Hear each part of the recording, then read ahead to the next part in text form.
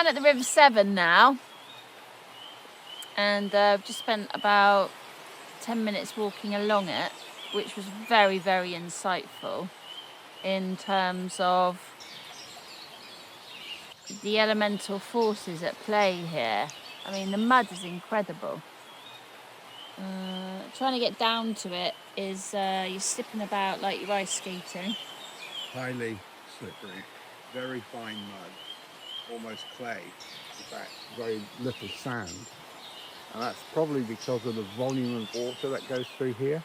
It's low tide at the minute, but when the tide comes in, there'd be tons and tons of water changing the face of the ground, the mud, all that.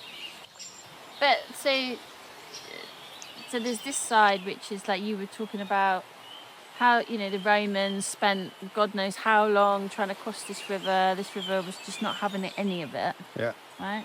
And they lost hundreds of men trying to get across, just across over there to the Forest of Dean and beyond into Wales, because the river is very unforgiving. It's also unpredictable unless you know it. Like unpredictable. Just walking down to its shore. It's like it says, you think you know what you're doing? You really don't know what you're doing. You haven't got a clue what you're doing. If you want to come towards me, you really better pay attention. You really better listen. You really better humble yourself, right? Yeah, and when at full flood, the river flows in two directions. Because it's tidal, the water goes up the river, but it also comes back down the river. So when you look at it from a height, you can see two streams of water in opposite directions. That also is a protection, because you can't navigate that. Unless you're out somewhere like we've just come from, the passage at Arlingham. It's called that because that was the only clear passage across the river at certain times of day. So far, it's been a bit like a joke. This has fallen off. I found some amazing mud. I put it on my face. Like wherever I go, I put the mud somewhere on my body to get a real connection of the earth and the ground. I put it also on my drum when I play it. And I just want you to know this isn't a hippie thing to do. This is just something that I do, and everybody that has a relationship deepening with the land, we all do different things. And I just want to say on this video, actually, it's just not a hippie thing. Like, I can talk about that more later on at a different point, but, you know, having a relationship with the earth isn't being a hippie. It's about being a real human. It's about really connecting to where you live. And, yeah, because having a relationship. Yeah, absolutely. Because it was an important part. And again, as we found on our pilgrimages, we don't have to walk and interact with a man-made stone structure. This is an ancient monument, this river.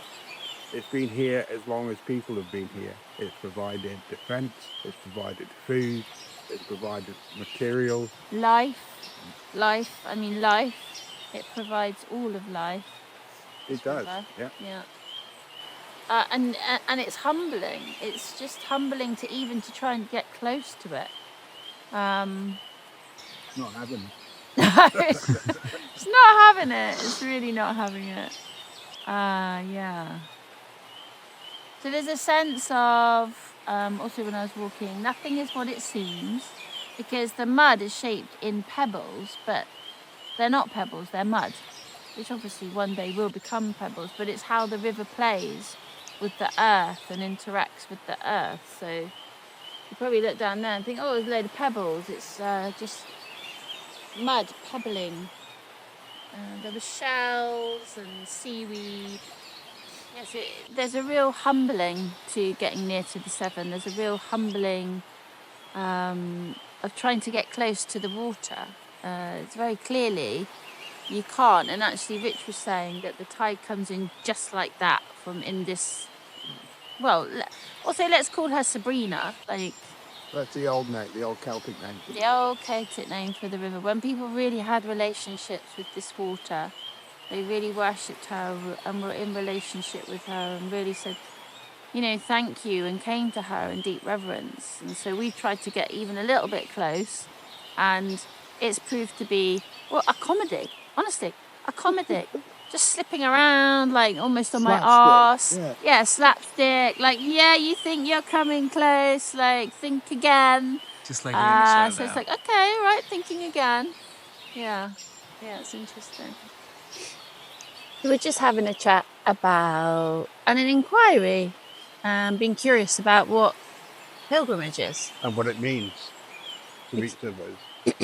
Yeah, because there's no one person has the answer to that. It's a collective, ongoing journey, isn't it? Yeah, it's a discovery. It's a discovery. And yeah, I think for sure. the richer that discovery becomes, the more potent the pilgrimage becomes. Yeah. So like with the river, it's not man-made, but it's so sacred that anywhere you walk along it, you're with it. Yeah. It's not like a destination we have to arrive at and see the structure.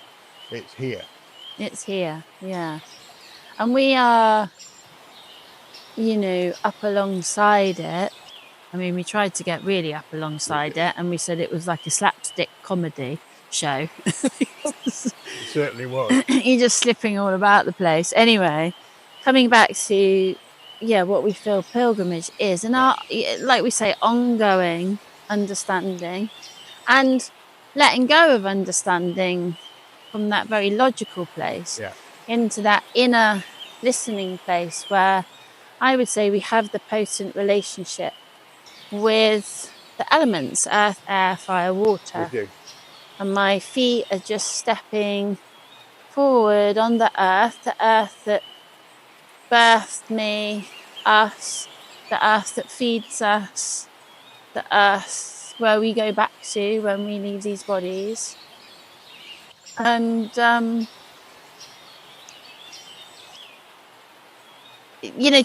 many people it might just look like we're having a walk. And herein lies the distinction, because we sat together and really prayed before we came here that we could really receive the river and how it's snaking through the land, and that deep inner space where you listen and really are able to receive what's speaking. So the relationship that we're able to have, and this is what pilgrimage really supports us with, is the relationship of intimacy with the elements, with nature as it stands and how it holds us. With nature as it stands, yeah, wow. And I think if you could ever imagine, nobody really knows what people did thousands of years ago. It's all supposition. But I can imagine that if we were here then, it'd be quiet.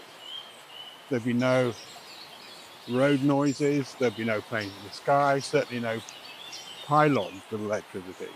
But it would be your whole world around here. Yeah, I loved it when you said that. You said it would be your whole world. You don't need to do anything, go anywhere else apart from manage yourself here. Manage yourself here. And so that, and then, that was so, thank you. That was so beautiful, because I said, it's not about going back. We're not trying to be like we were before, because that would insinuate that everything is wrong, and that's not where we're moving from. We're moving from the effortless of love that knows that everything is precisely as it needs to be. Yeah. But what are we discovering here now? That's the thing. It's not about going back. It's about being here and gazing upon, like you said, what's naturally here now. All and has been. And has naturally been. Here. And how we come into relationship with that now, which we feel our ancestors did. Yeah. And then somewhere along the way we lost relationship with the river, and so we come here again and listen and ask and ultimately humble ourselves very deeply, and that humbling can just keep going. Like there's not an end to that humbling, my God. how the the elements humble us. But a simple fact of water and earth becomes the universe for you around here, because it's so awe-inspiring, I think, and it's so there. I mean, I don't, Here. yeah, it's just here. It's here. It is. Yeah.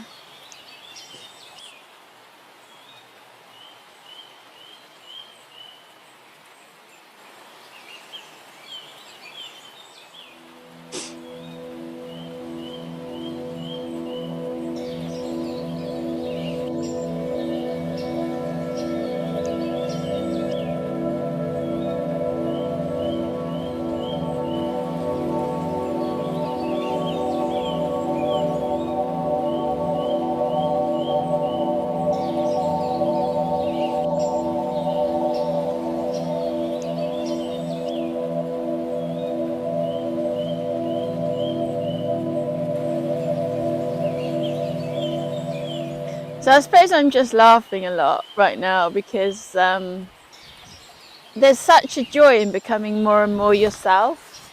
And I used to be like, what would I say, like really kind of like a lot more pristine looking. Do you know what I mean? And since I've come like deeper back to the earth, I've always been a nature baby.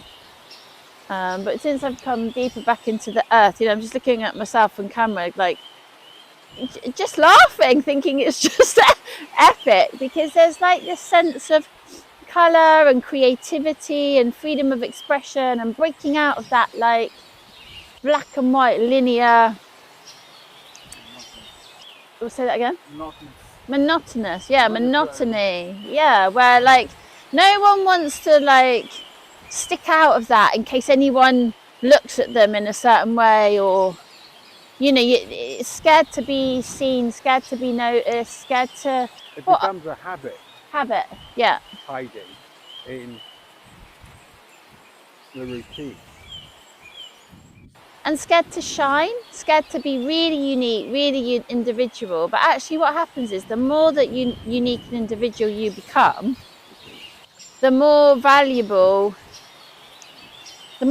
there is, because you're simply more resourced into yourself and who you truly are and what you're really here for, would you say?